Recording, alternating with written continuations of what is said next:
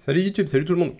Aujourd'hui, je voudrais ajouter un graphique à mon fichier de suivi. Je dis toujours, il faut tout mesurer pour tout optimiser, c'est vrai. Et en fait, je vais ajouter un graphique sur ma répartition, sur la répartition de tout simplement au sein de mon portefeuille et au sein de mes classes d'actifs. Je veux ajouter un nouveau graphique parce qu'en fait, le graphique que vous voyez ici à l'écran là, qui concerne la répartition là pour le coup de mon PEA, qui mélange la répartition à la fois ETF, actions et cash. En fait, cette répartition, elle est basée sur les sommes que j'ai investies. Mais ce qui se passe, c'est qu'entre le moment où j'ai investi ces sommes-là et aujourd'hui, le marché a évolué, les valeurs ont évolué, et donc du coup, cette répartition-là, elle n'est pas complètement juste.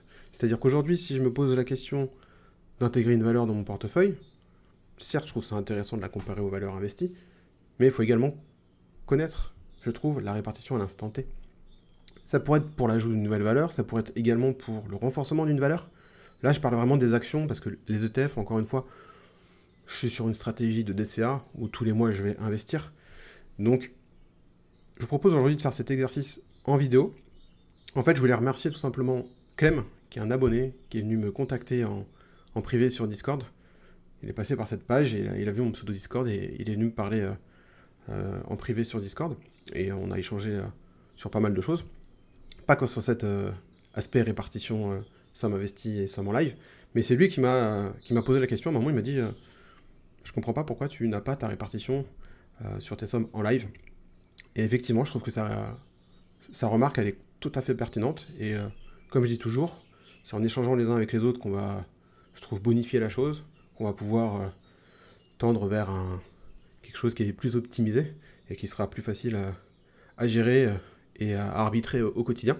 Donc je vous propose de faire l'exercice ensemble. Là, je vais le faire sur ma poche Action. On est dans l'onglet Action. Je pourrais le faire également sur les ETF et sur ma partie Action dans mon compte titre. Hein. C'est exactement le même exercice qu'on va faire. Et du coup, je me suis dit, c'est cool de le faire en live, de le faire avec vous sur une vidéo, parce que vous avez peut-être, vous l'avez peut-être déjà fait de votre côté, vous avez peut-être déjà rendu compte de cet oubli, si on peut dire les choses comme ça. Mais je trouve ça intéressant. Donc, du coup, on va se situer ici. Moi, tout simplement, je vais ajouter une colonne à gauche. Donc, vous sélectionnez votre colonne, tout simplement. Hop, attendez. Voilà, sélectionnez, clic droit, insérer une colonne à gauche. Ici, on va écrire, on va faire un petit copier-coller. Je vais mettre répartition, je vais mettre live. Hop, là, ce qu'on va faire, c'est que tout simplement, on va cliquer dans une cellule, on va cliquer sur le bouton égal, et on va aller chercher la somme en live pour chacune des valeurs. Donc là, on est sur la ligne Vinci, et on va la diviser par les sommes en live à l'heure actuelle de l'ensemble de ma poche PEA et de l'ensemble de ma poche action dans mon portefeuille PEA. Et là, ce qu'on va faire, c'est qu'on va figer la valeur, parce qu'en fait, toutes les lignes, on va toujours les comparer finalement au même total. Donc vous pouvez figer la valeur en mettant des dollars devant la lettre et le nombre. Et donc du coup, vous tapez sur Entrée, on va centrer tout ça, et après, vous avez juste à vous mettre là sur le coin et vous tirez. Et vous allez avoir automatiquement les calculs qui se déplient. Ce qu'on va faire, c'est qu'on va mettre un petit quadrillage pour être ISO avec l'ensemble du tableau. Et donc, là, on a une nouvelle répartition. Là, ce qu'on va faire, c'est qu'on va également copier la colonne qui est ici, qui faisait une somme, hein, pour s'assurer qu'on est bien à 100%. Hop, et quand on double-clique, voilà, on voit bien qu'il prend l'ensemble de la colonne et qui fait la somme, et qu'on est à 100%. Donc, a priori, on a une bonne répartition qui est juste.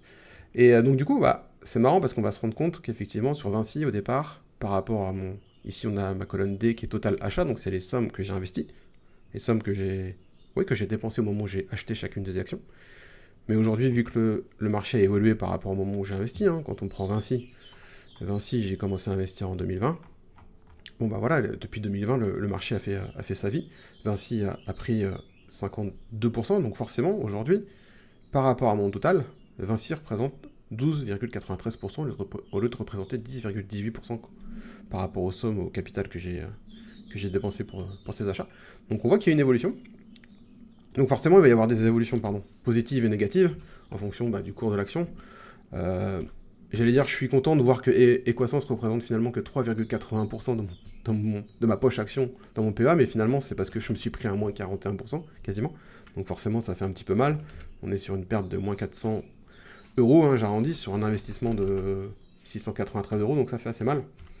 Et c'est sûr que bon, de voir qu'elle pèse pas trop aujourd'hui dans mon portefeuille, ça me rassure, qu'elle pèse moins, mais encore une fois, c'est dû à son évolution qui est plutôt baissière. Et donc du coup, ce qu'on peut faire, c'est tout simplement, on va rajouter un graphique, quoi. On va sélectionner nos valeurs ici, vous appuyez sur la touche contrôle, vous sélectionnez également ces valeurs-là, puis vous mettez insertion graphique.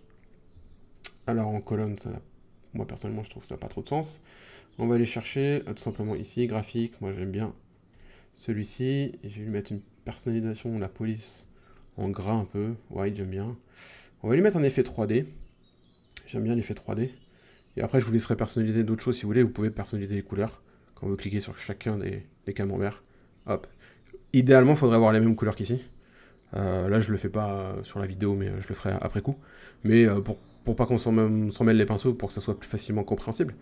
Et donc du coup, ce qui est cool, c'est que voilà, on va avoir, je trouve, une valeur, pas une valeur, mais une vision plus globale de notre investissement, par rapport à ce qu'on a investi, par rapport à l'instant T, au moment où on décide peut-être de rajouter une valeur dans notre portefeuille, ou de renforcer une ligne.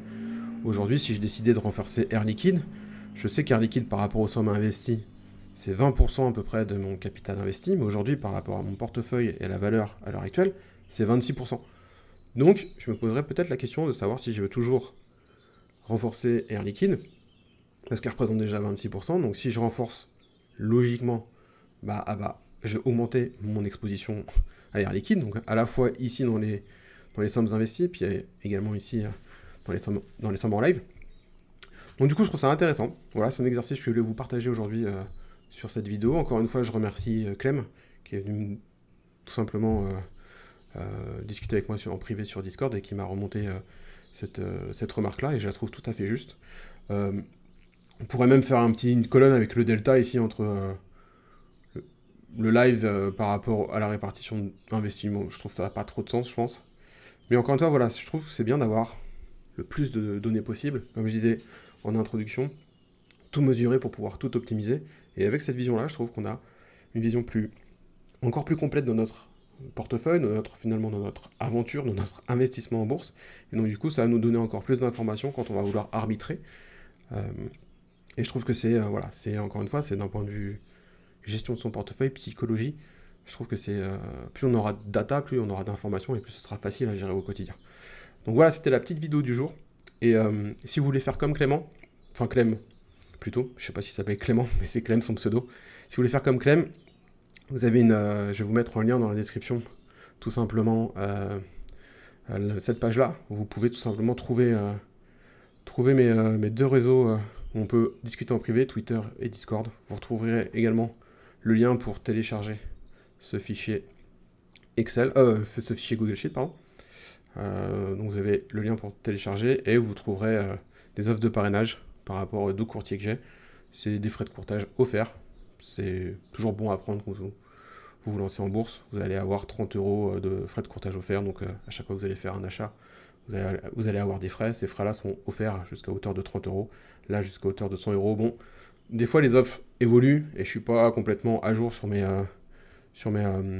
offres. Donc c'est possible que vous ayez peut-être parfois plus, parfois moins. Mais voilà, l'idée, voilà, c'est à travers cette page-là. Le plus important, je trouve, c'est les 2 réseaux ici pour qu'on puisse, si vous avez besoin, rentrer en contact et échanger en privé. Et ici, le lien pour mon fichier Google Sheet, si jamais certains sont intéressés pour avoir exactement ce fichier-là, vous pouvez le télécharger. Et ensuite, ce que je vous conseille également, c'est d'aller voir la vidéo qui est dédiée.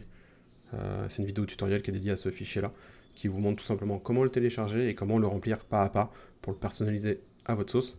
Vous pouvez exactement le personnaliser comme moi je l'ai fait, mais vous pouvez également apporter davantage d'informations comme l'a fait Clem, comme l'a remonté Clem sur Discord. Donc voilà, c'était la petite vidéo du jour. Je vous souhaite à tous une bonne journée et je vous dis à très bientôt sur Papa Investi. Vamos!